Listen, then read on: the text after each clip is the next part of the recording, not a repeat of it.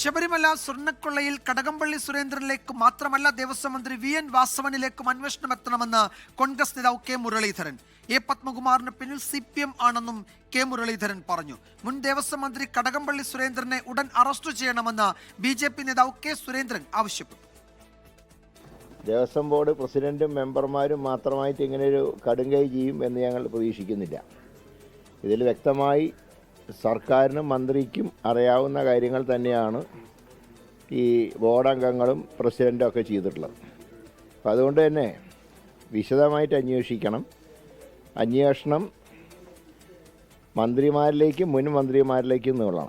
2 പ്രസിഡന്റുമാരെ arrest ചെയ്തുവെങ്കിൽ അവരുടെ കൂടെയുള്ള മെമ്പർമാർക്ക് വലിയ ഉത്തരവാദിത്വമില്ലേ. അപ്പോൾ അതുകൊണ്ടാണ് ഇപ്പോൾ പത്മകുമാറൊക്കെ ഇങ്ങനത്തെ ഒരു പ്രവൃത്തി ചെയ്തുവെങ്കിൽ അത് പാർട്ടി അറിഞ്ഞിട്ട് തന്നെ ചെയ്തു എന്നാണ് ഞങ്ങളൊക്കെ വിശ്വസിക്കുന്നത്.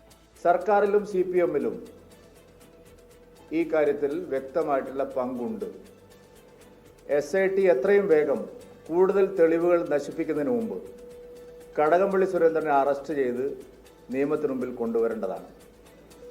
കടകംപള്ളി സുരേന്ദ്രനെ അറസ്റ്റ് ചെയ്യുമ്പോഴാണ്, അദ്ദേഹത്തിൻ്റെ മൊഴിയെടുക്കുമ്പോഴാണ് കൂടുതൽ ഞെട്ടിപ്പിക്കുന്ന വിവരങ്ങൾ ഈ കേസുമായി ബന്ധപ്പെട്ട് പുറത്തു വരിക. കേരള പോലീസിന് ആ കാര്യങ്ങൾ അന്വേഷിക്കാൻ കഴിവില്ലെങ്കിൽ അവർ ആ കാര്യങ്ങളെങ്കിലും അന്വേഷണം കേന്ദ്ര ഏജൻസികളെ ഏൽപ്പിക്കണം.